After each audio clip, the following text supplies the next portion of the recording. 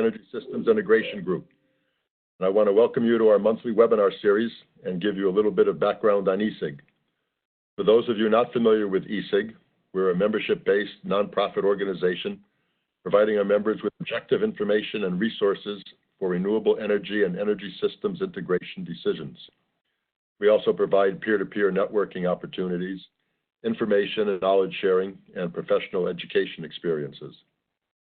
Our most recent activity was our fall technical workshop in Charlotte last month, and our next activity will be the spring technical workshop in Tucson in March.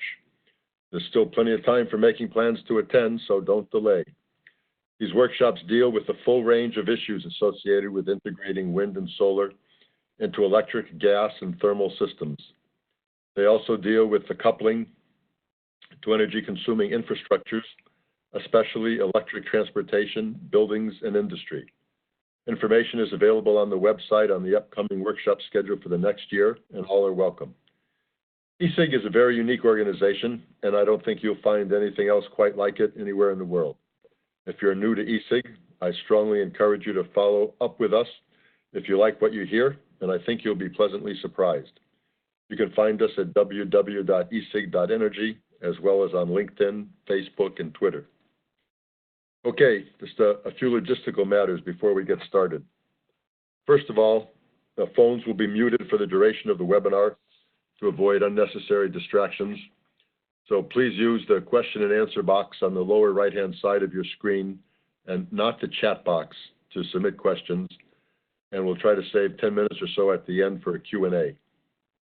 We plan to wrap it up at the top of the hour, and an email with a link will be provided once the presentation and audio file have been posted. We also plan to provide short responses to unanswered questions after the webinar, so don't be afraid to use the Q&A box. Okay, so today's webinar is on the topic of understanding key challenges to conducting integrated energy network planning. This is a topic of high interest to most everyone involved in renewable energy today, and has stirred up quite a lot of interest in the area of traditional T&D system planning.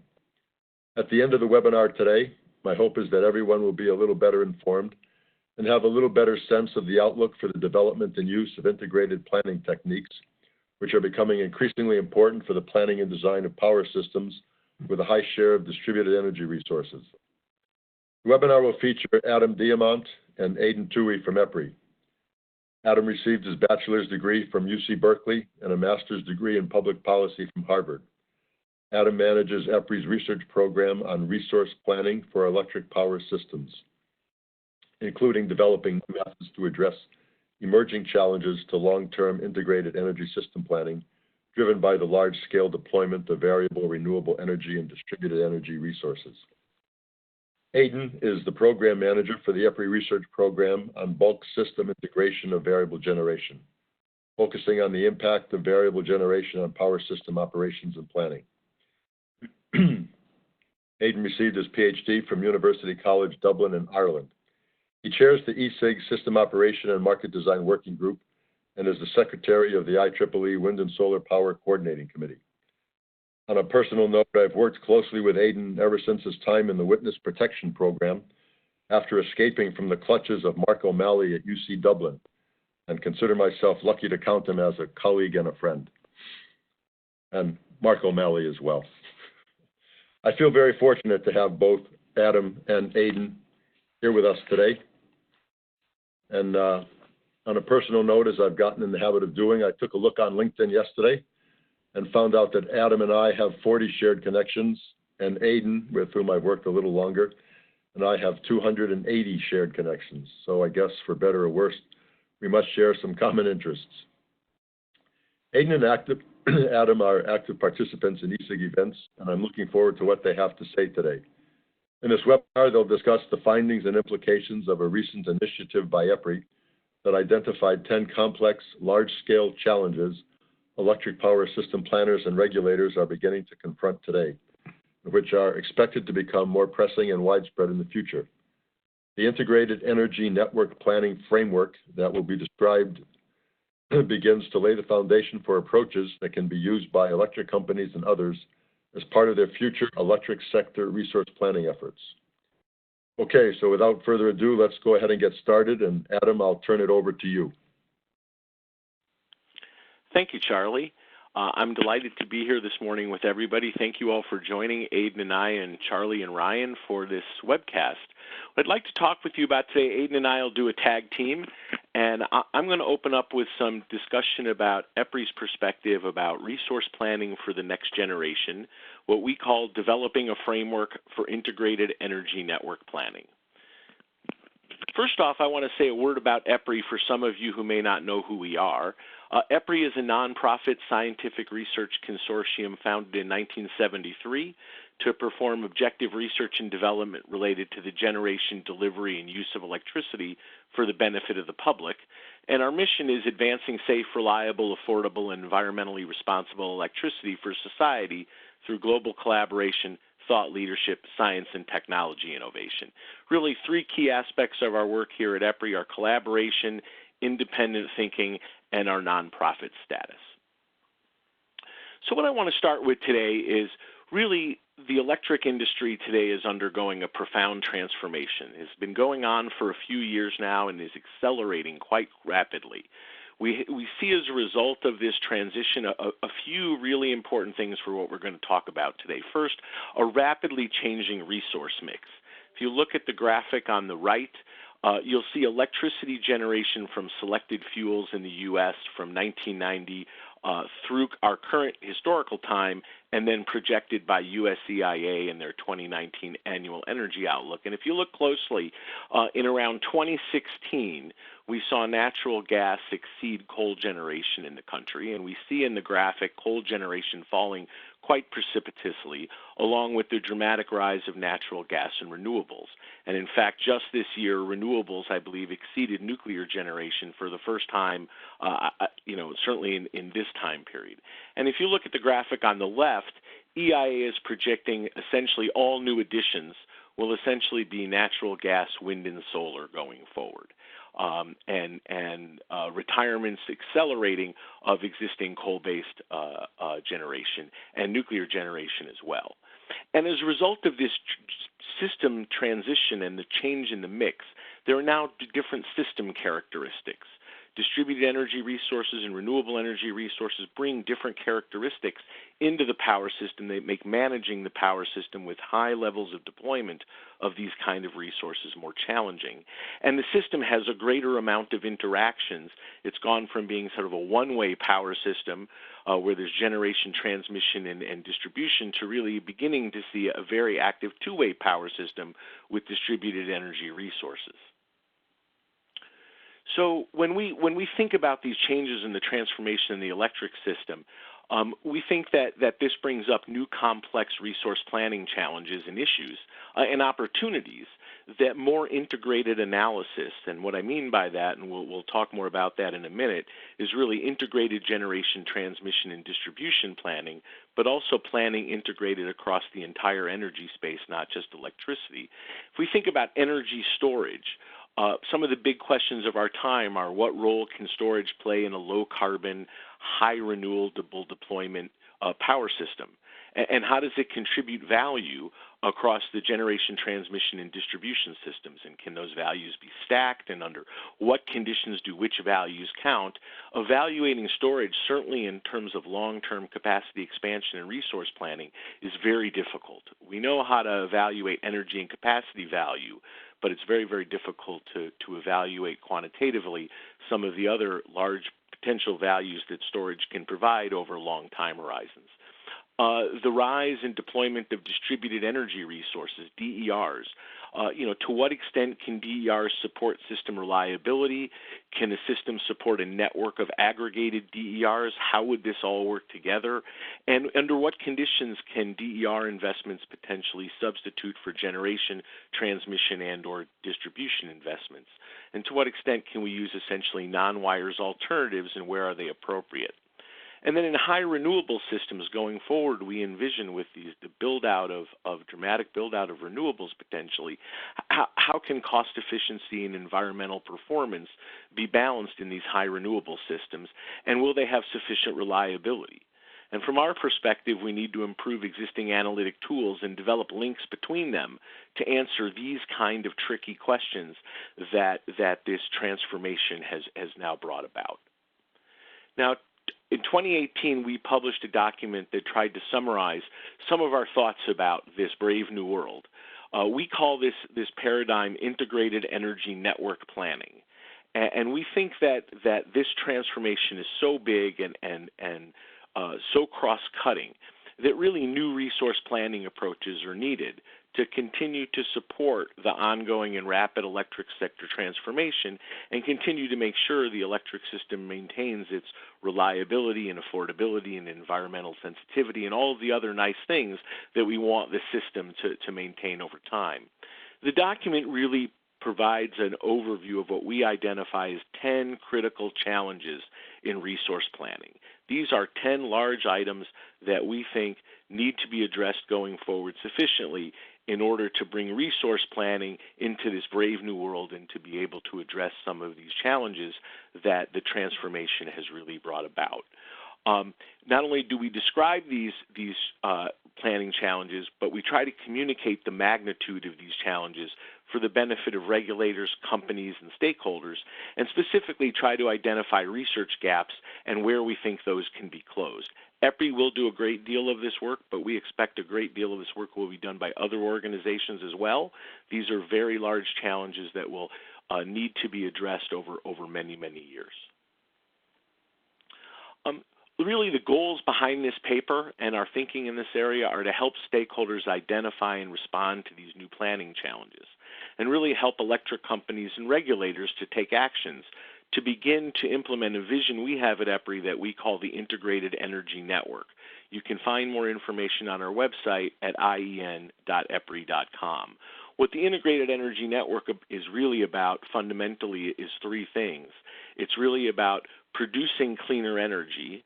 So first off, essentially cleaning up the entire electric generation side and decarbonizing it over time, and using that cleaner energy to then decarbonize and quote, clean up other sectors of the U.S.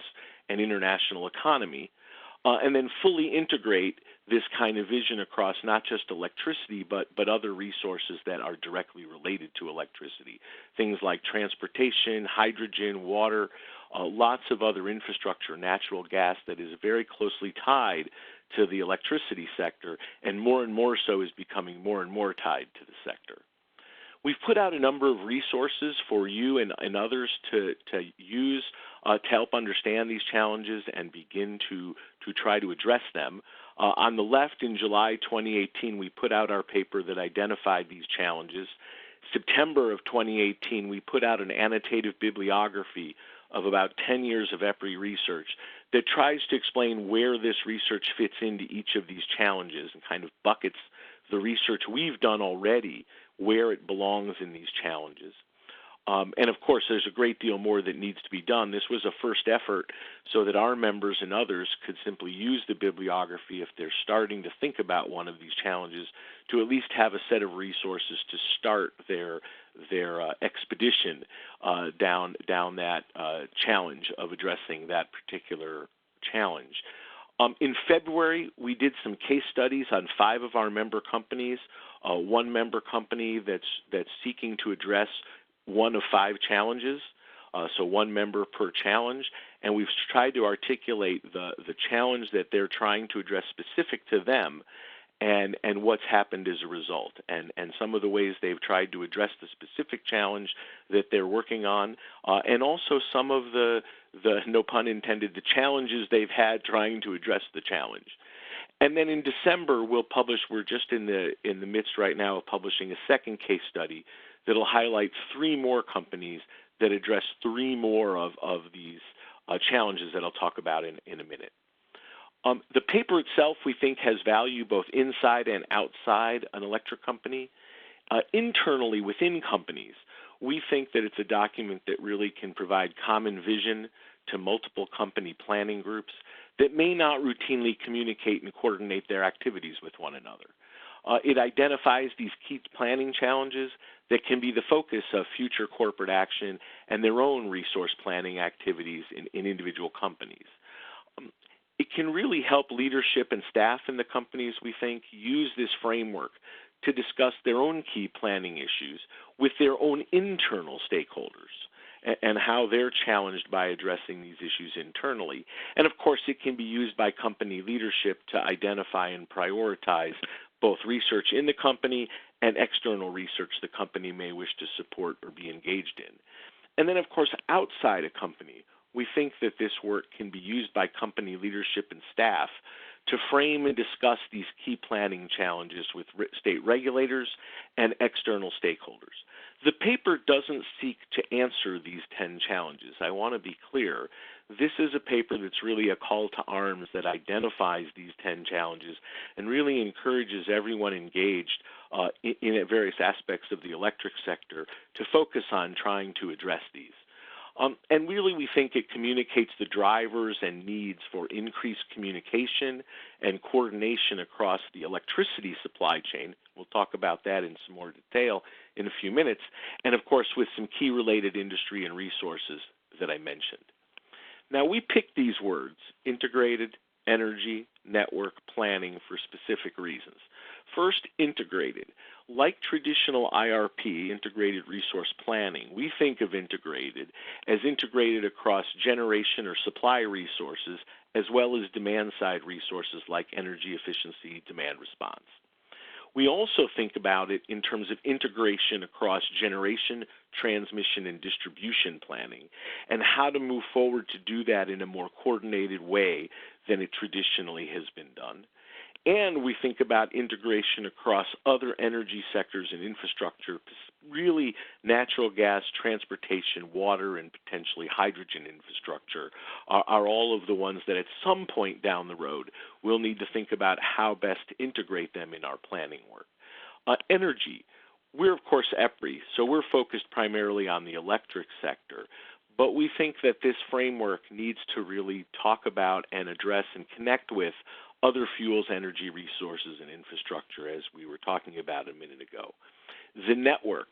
We think of the network broadly. Of course, it includes the electric grid, and we think about that in terms of transmission and distribution, but also the broader energy network, particularly the natural gas delivery infrastructure, the pipeline delivery structure and compressor station infrastructure, as well as infrastructure associated with transportation, particularly in a world that might in the future be host to wide-scale deployment of electric vehicles, for example.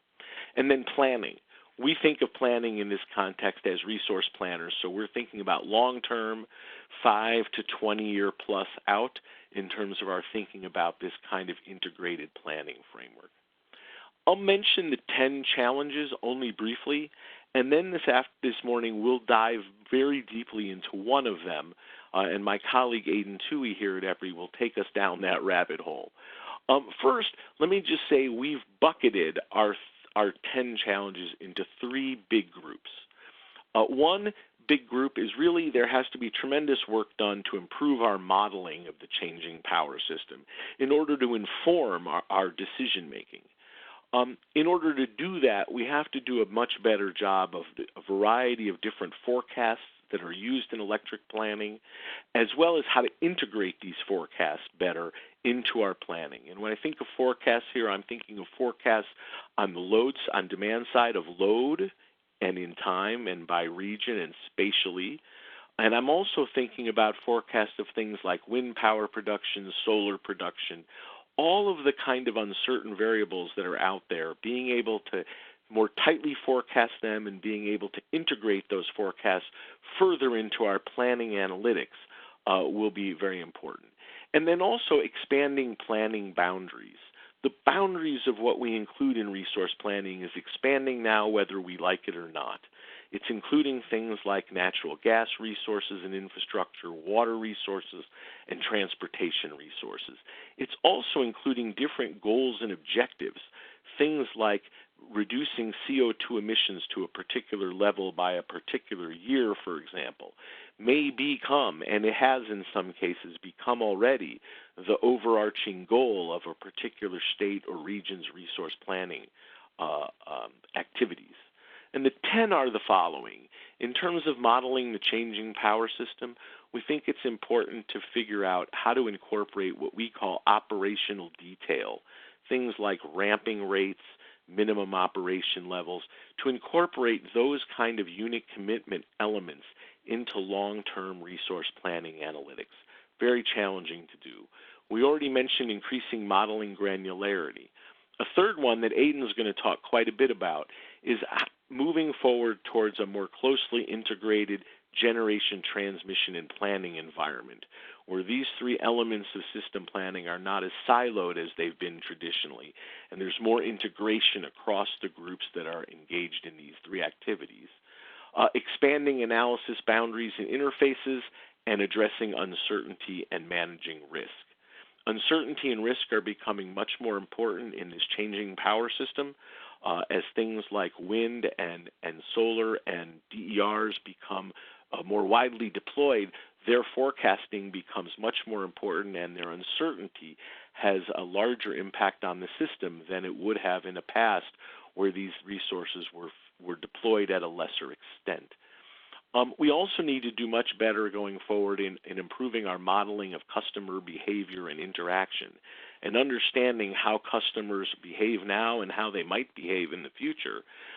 Their behavior impacts DERs in particular and the deployment of DERs, which ultimately impacts the net load that a company may need to meet using its supply and demand resources.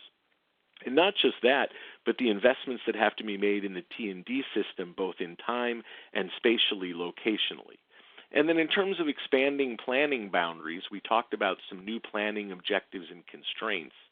Another challenge we envision resource planners are now beginning to grapple with, and we've heard this confirmed by a number of our members, is how should companies think about planning going forward when they're deeply engaged now and involved in wholesale power markets. So they're essentially selling all their generation, many companies, into the wholesale power market, and then they're buying back the generation to meet their load. And that's a different planning paradigm than in the past, when the companies largely operated as vertically integrated utilities. Those will continue to do many of the same kind of planning activities they did in the past. But as companies have gotten more integrated in the wholesale power market, they're starting to ask bigger questions about the importance and need for and how to plan their systems when it's really part of this larger system.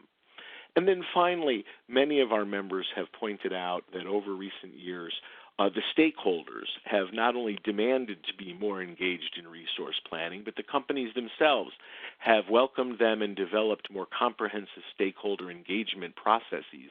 And this is going to likely expand, and we're going to have to get better at engaging stakeholders in these complicated topics and discussions in order to move the whole process forward. So that's what I have as a discussion about our thinking about how resource planning has to evolve going forward and the challenges that really need to be addressed. EPRI is working intensely on many, many of these challenges, if not all of them, across our whole institute. And like I said at the top, to address any one of these, is going to take a great deal of work by many organizations, EPRI included. With that, let me go ahead and pass things off to my colleague, Aidan. Thanks, Adam. Can you hear me okay? You bet. So thanks, Adam, and thanks, Charlie and Ryan, for facilitating this. 200 shared connections is a lot. I didn't know I knew 200 people. But what I want to talk about is a couple of those challenges that Adam went over there, just get into a little bit more detail around what we're seeing, some of the tools that we're developing, some of the methodologies we're seeing that could be useful for considering some of these issues. So I'll talk a little bit about the operational detail one, and I'll mention things around operating reserves and what types of constraints are being included in the unit commitment, and the need for flexibility and storage and other things to be assessed in the kind of resource planning framework. And then I'll talk a bit about the GT&D coordination, particularly G&T coordination, and some of the work we've got going on there. Most of these come out of white papers or similar types of reports that EPRI and others have produced. And if you're interested in hearing more details, just send me a note or send the ESIG folks a note, and they can ask us after the fact.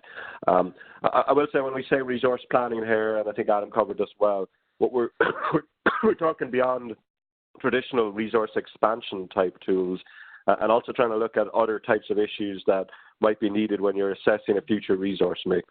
And that can be because you're actually investing and making decisions about investment, or it could be because you're assessing some future policy issue, or you're market operator and you're wanting to understand where things are going in the future. But the types of tools that we're talking about here are the tools that are going to be needed into the future to assess, will the system that we expect to have work? What are the types of things that are going to provide value? How will new types of resources be integrated, and how could they be operated? So the first challenge that we mentioned that covers a wide range of that is operational detail. And what that really is looking at various different reliability concerns, things like, and I think there's a word missing here, frequency response, voltage stability, short circuit considerations, making sure the system will actually work, that it will be operatable, and other issues as well around things like ramping rates. Do we have we captured accurately the types of resources that are on the system, the potential limitations as well as their potential flexibility, especially as we're thinking now of things like hybrid power plants or aggregate types of resources, aggregated DER resources. Are we characterizing the way they can behave and the way they compare to traditional power plants on the system, both in terms of the benefits they provide, the flexibility they provide, and potentially some of the limitations, energy, ancillary services type of limitations. And then looking at what's the level of detail we need to be able to include in the resource planning framework with some of these types of new issues. And then the kind of last bullet there is around what are the resource adequacy metrics. I'll talk a little bit in a while about some flexibility metrics, but do we need to better understand or change how we're thinking about resource adequacy and what the right metrics to use, what the right tools and methods are, again, as we're going into this future with high levels of renewables and with a large amount of customer participation and other things that mean that maybe the traditional metrics aren't the best way of assessing whether the system we have or the system we expect to have is going to be operable. A key piece of this, when we think about resource expansion tools and we think about analysis for future study years, is production cost models, operational simulation tools. There's been a lot of work done in these over the past decade or more, driven in large part by the large amounts of renewable integration studies and other efforts that have been talked about at ESIG and other places quite a lot in the past few years. So anyone who's been to a lot of the ESIG meetings should be very familiar with some of the key contributions that production cost tools can make to some of these kinds of studies.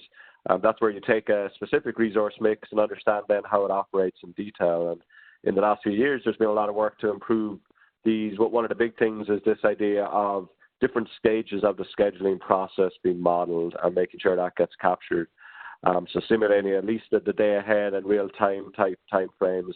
If there's other operational decisions that are made in between that or ahead of that, also capturing that. And you can kind of see in the bottom right an example from some study work we've done in the past where we model a day ahead, an hour ahead, then a real-time commitment, and finally a real-time dispatch, with the idea being that you're trying to better replicate how the system really operates, including things like the forecast uncertainty, including things like whether or not you have sufficient operating reserve in the different time frames and how you hold and release operating reserve as you move from one time frame to the other.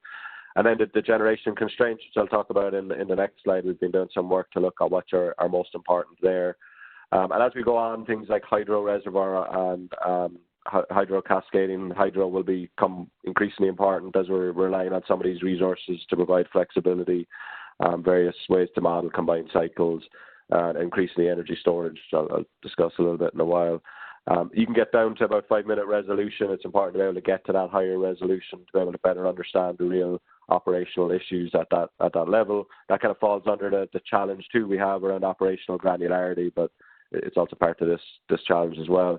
And then you can you use these to study various issues around how the system will be operated. So we did some work, and this was actually presented at an ESIG user group meeting earlier this year, or working group meeting. We did some work though, and to look at, if we are going to be looking at these long-term planning tools, you probably can't model every single scenario in the kind of detail I just mentioned, computation, that can be extremely expensive if you're going to model, say, 30 years of resource expansion for lots of different scenarios and different potential futures, different technology costs, other things like that. So is there some pieces that are more important to include first than others?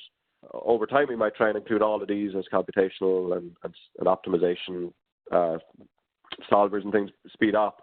But for now, is there particular aspects that are really key? So we did some study work. This was a test system. It's probably not transferable to every other system, but the framework should be. And as I said, we had a presentation at a previous ESIG, and I'll also be publishing on this relatively soon.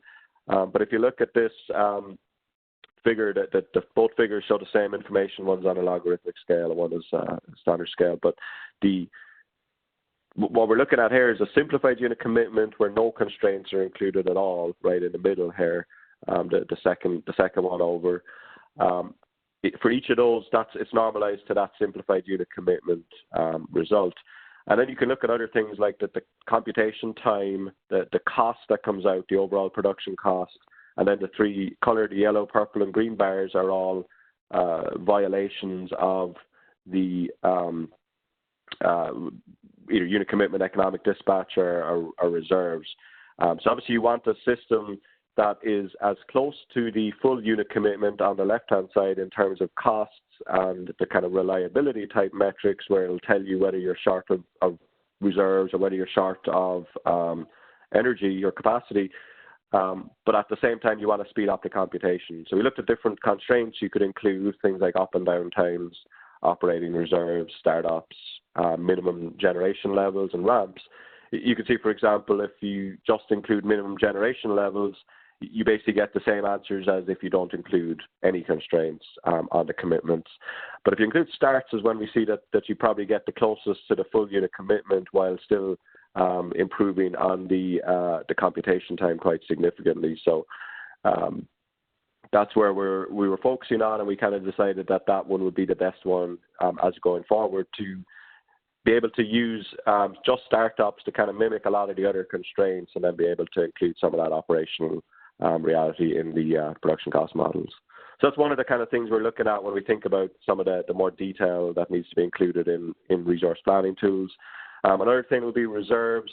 I'm not going to go through these in a lot of detail, just to say that there are many different types when we talk operating reserves. It's both for event and non-event, the event being the contingency type reserves that you typically would carry to manage large events, which potentially in the future could include ramps, but nowadays mostly include loss of largest generation. And then the kind of non-event reserves, the regulating reserves that are carried to correct area control error and with units on automatic generation control.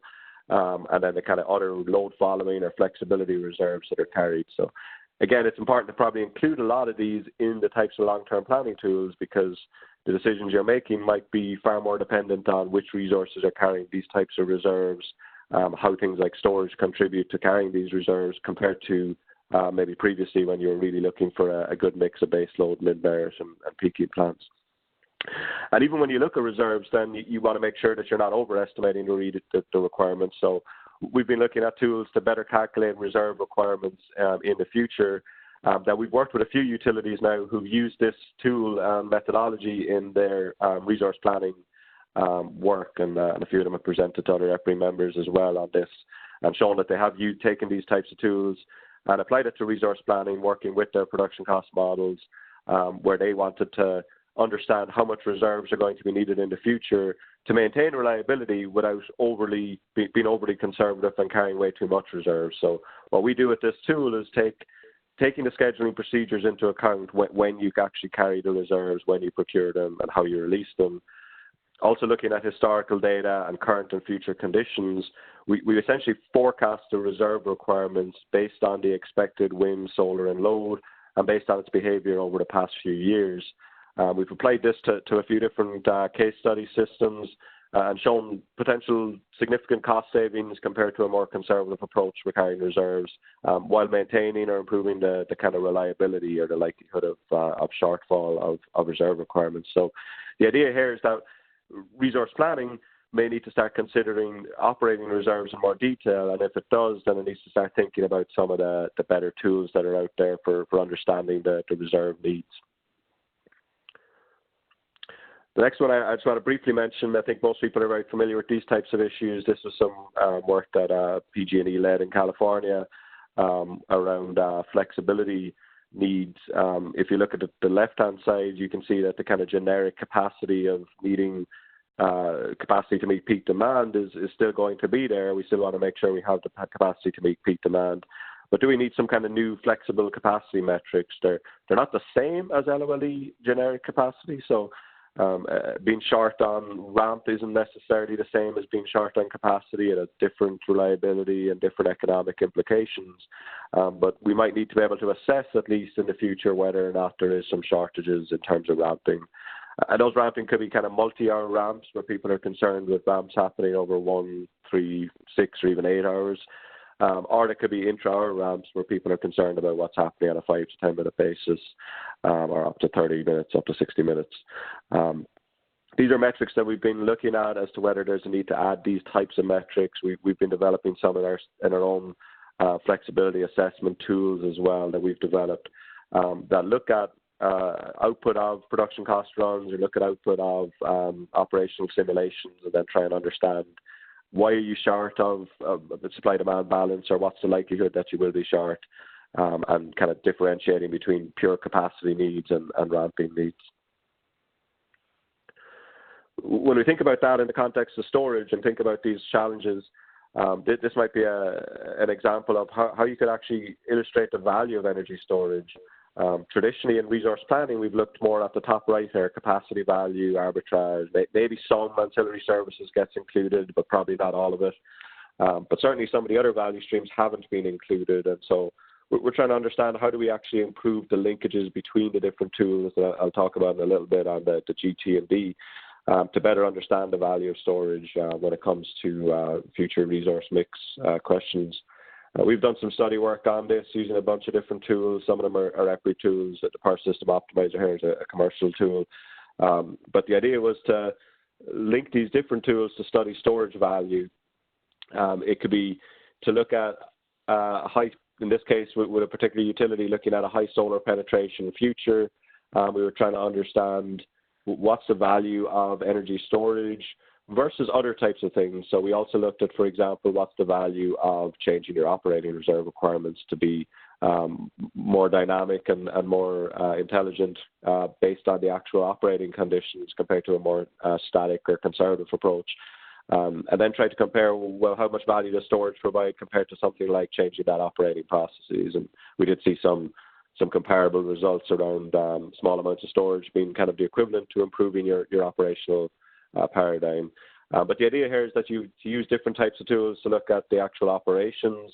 Storage Vet on the right-hand side is an EPRI tool. It's actually publicly available through California Energy Commission funding, and it's meant to analyze the value of energy storage for multiple types of use cases. And then we also have some flexibility assessment tools, the inflection tools, to look at how much flexibility the storage provides. So being able to link these different tools together is kind of where we're starting from on some of these topics around future resource planning questions. And that kind of gets to this topic of this other challenge of integrating generation, transmission, and distribution planning. We see this transmission and distribution being increasingly interactive and increasingly important. With the DER providing services or the distribution system providing services up, it's important at the transmission level to recognize constraints down at distribution, while it's also important for distribution to be able to facilitate that provision of services to the bulk system where a lot of the markets are operated. There is the fact that you've got these non-wire alternatives, which could be on distribution, that could either avoid distribution, transmission, or potentially generation investments, and need to be able to assess that. There is the idea of how and what tools you use to value DER, or where you might target where DER is most valuable, based on some of the locational aspects. If you know that you need some DER to do something up in a transmission system, is there distribution system modeling that's needed as well to target that more closely? And then just generally to improve the communications between the various planning functions. In the long run as well, there will be connections to other infrastructure, which some of the other challenges that Adam mentioned kind of cover. So when you think about that, this is kind of how we might look at different tools that are linking together. We've done quite a bit in the last few years about how different modeling tools might be linked to better address some of these questions. But basically, you've got kind of, in this case, 4 main types of tools: resource expansion, production costs, transmission reliability, and distribution reliability, as well as models of the customer and emerging resources. So being able to actually model some of these and the right handshakes, when it makes sense to model all of them together versus when it makes sense to co-simulate or even just do basic assumptions in one simulation tool, is a lot of the focus of some of the things we've been doing recently. This kind of gives an example of how you might integrate different models. As we see some of the utilities that are out there kind of leading the way on this, they've been thinking about different ways to link some of their planning tools and planning functions more closely.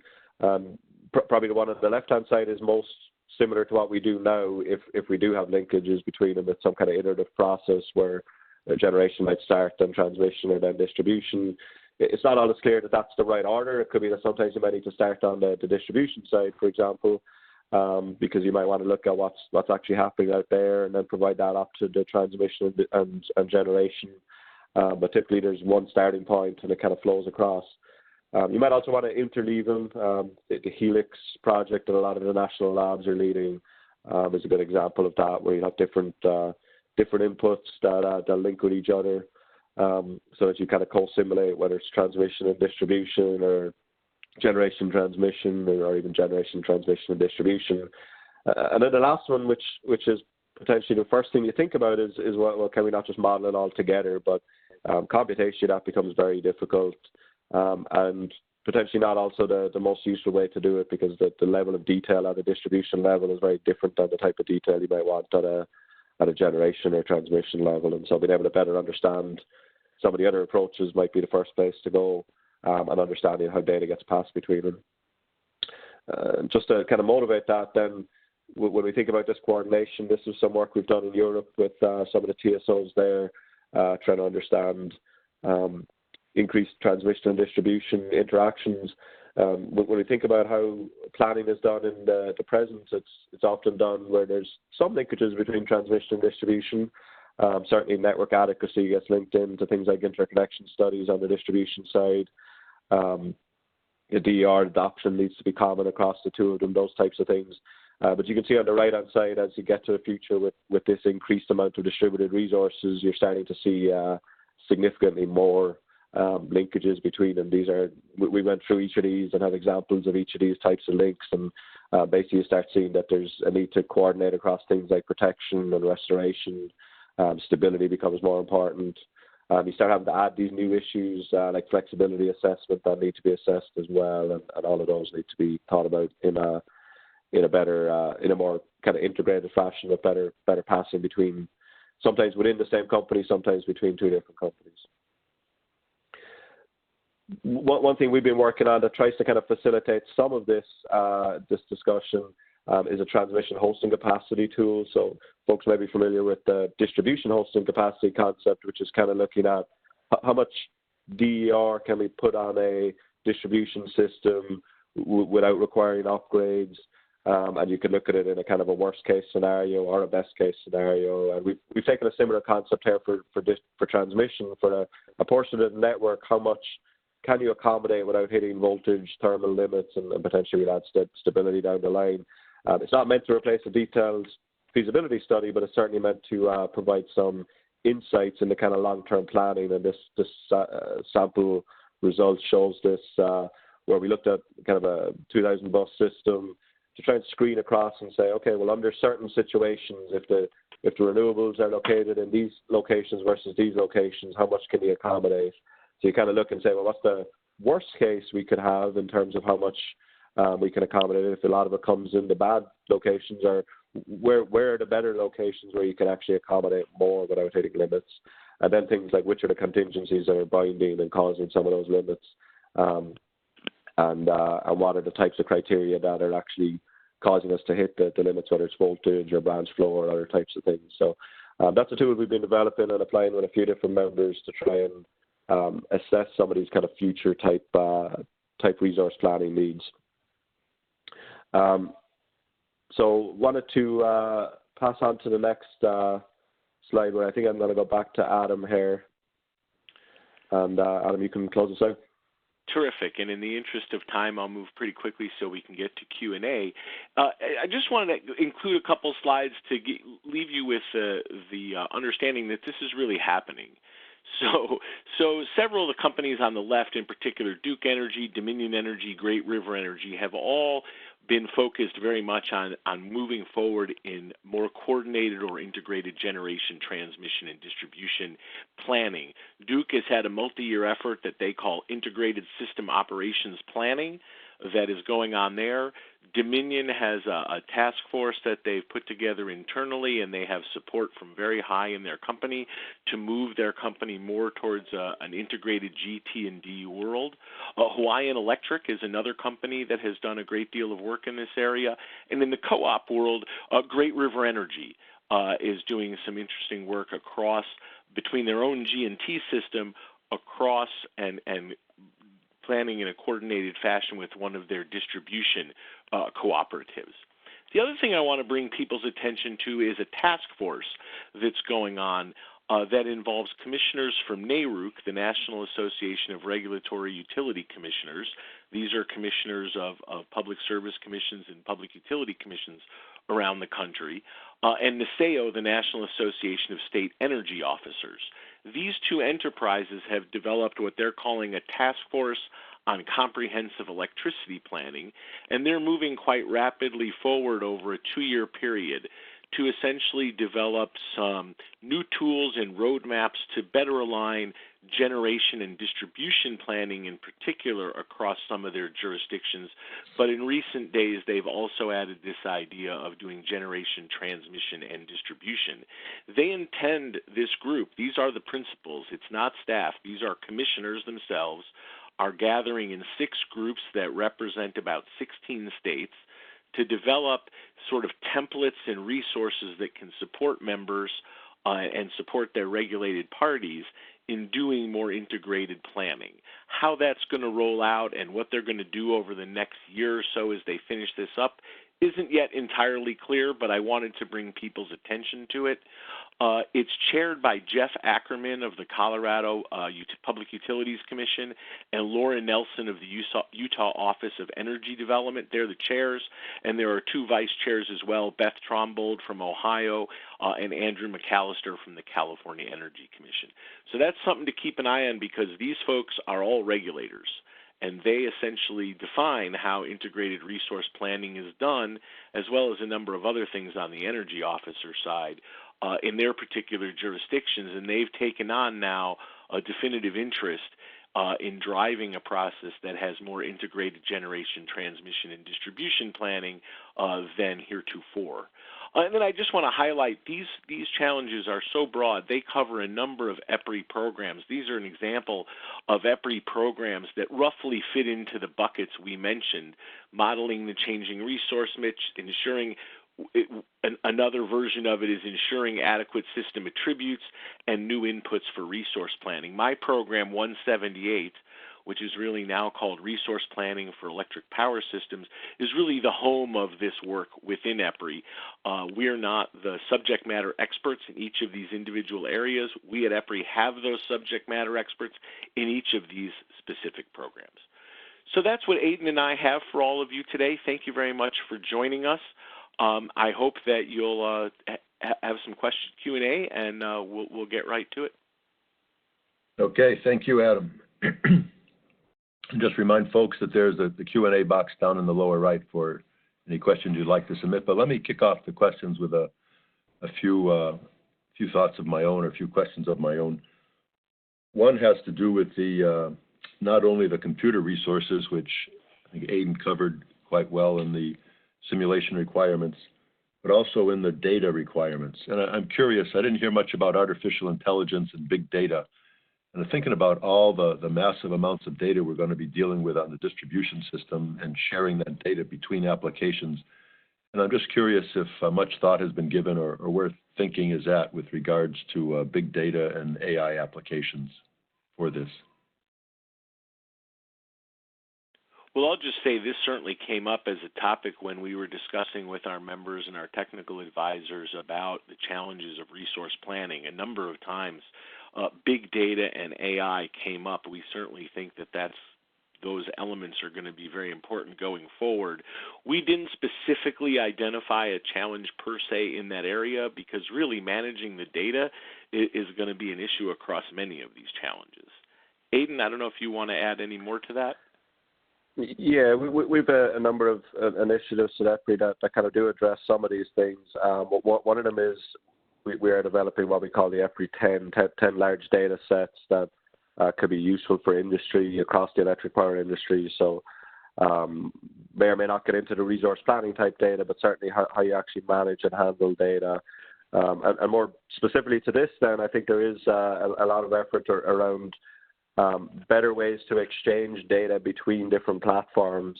One of the big challenges you get into is if you're, say, doing a lot of work on distribution and you want to bubble that off into a transmission framework, it can be challenging to transfer that data. And so that part of it, I think, is another one that definitely needs some work on, and common data formats, other things like that are going to be increasingly important.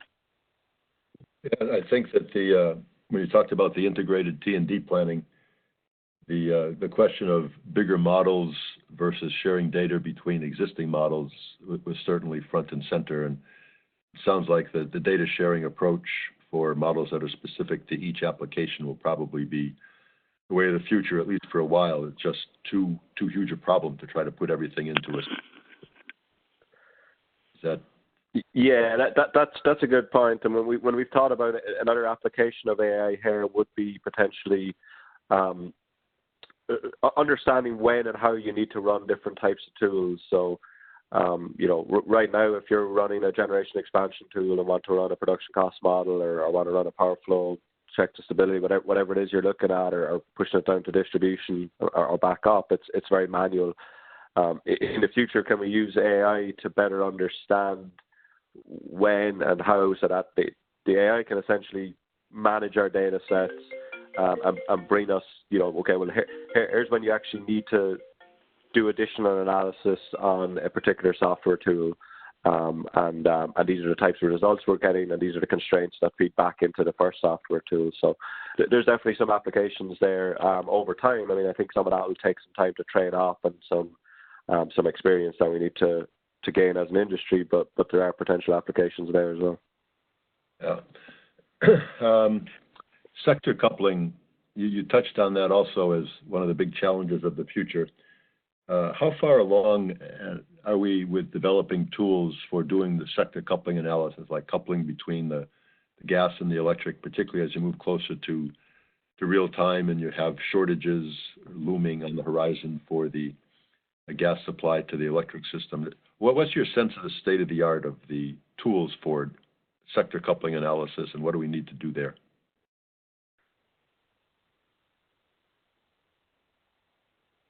I can start, and Adam, if you have any thoughts. There has been quite a lot of work done the past few years in North America, Europe. I think folks may be aware last week NSOE and NSOG, the electric and gas organizations or transmission system operators, they released a kind of a joint development plan. But there certainly is that's reflective of an increasing need for gas electric coordination. It does seem like that's probably something that additional tools are needed. I think there has been some good tools developed to better understand and link the gas models with electric power system models. But really, the next thing is to get a lot of the data that's needed to do that, and then look at how those two networks are operated and how they could potentially be coordinated to operate more closely together. Yeah, I'll just mirror what Aidan said. There's been a tremendous amount of work done looking at this connection. I don't know we've gotten very far on any sort of approach that links the two systems, the transmission and distribution system in electricity and the pipelines and gas, and links those kind of deliberately.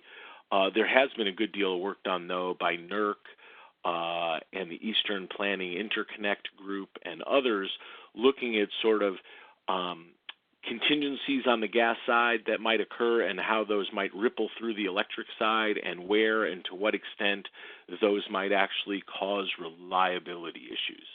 NERC did some very interesting modeling where they simulated gas contingencies in particular regions of the country using their own tools, and tried to identify specific units in specific regions that could be affected by those gas contingencies. That's sort of the most that's sort of the most integrated work I've seen so far myself. What about tools? Do you feel like there's tools out there that are available for studying the interactions between the different systems, sector coupling, or do you feel that's an area that's also ripe for research where new tools, models, or methods are required? Well, I'll say one thing about this and then pass it to Aidan. Certainly in our own shop, much of our modeling on capacity expansion, certainly for national kind of analysis, is done using our U.S. regen modeling tool. And in fact, this year we've just built a natural gas supply and transport module inside it to try to get more closely get at the interactions of the gas and the electric sector. This particular model is at a higher level of granularity, so it's not down in the kind of details we're talking about here, but certainly we're starting there. Okay. Aidan, you want to say anything, or? No, I think it's kind of similar enough in the other areas as well. There definitely is ability to do gas electric modeling. It's more a case of testing it out and seeing where we're at. Okay. A question here on importance of beginning to improve the quality of the distribution and transmission data sources and integrating the data sources together. What's your sense of the the quality level of the data that we have, and how useful is it as it's currently stored in doing integrated analysis? Does it have to be scrubbed? Does it have to be massaged a lot, or is the existing data and sources and databases in pretty good shape? Well, the feedback, this is Adam, the feedback I've gotten from our members who have started down this path, and I mentioned a few of them earlier, is that this has been a very large challenge, actually, and in some cases an unforeseen one, that the data is hosted in different ways, different granularity, different spatial conditions, and it's just hosted in different formats and different systems. And it has been very difficult for some of the companies to have a set of integrated data that they all can use at the same, the distribution planners can use it, the transmission planners can use it, the resource planners can use it. I've heard that a number of times anecdotally now. In two of the companies' cases that I mentioned earlier, they've worked quite a bit to develop a comprehensive and consolidated and integrated data set that all of their planners are now using. They might do some one-off things in each of their shops, but they do now have a sort of core data set that they're all playing to, or all using, I should say. Okay. All right. We've got a few unanswered questions, which for those of you on the line, we'll try to get those answered in the next couple of days, and that will go out with the slide deck and the recording. But we're getting to the top of the hour, so we're going to need to wrap it up. As I mentioned earlier, the email will go out once the presentations and the audio file have been posted. And I want to let you know that we appreciate your engagement. We look forward to seeing you at our next webinar on December 17th. That webinar will feature an update on dynamic model development and validation for converter-based resources.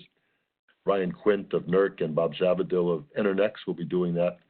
It's really a perennial favorite topic of interest given the rapid deployment of converter-based resources like wind, PV, and batteries. So I hope you'll be able to join us for that.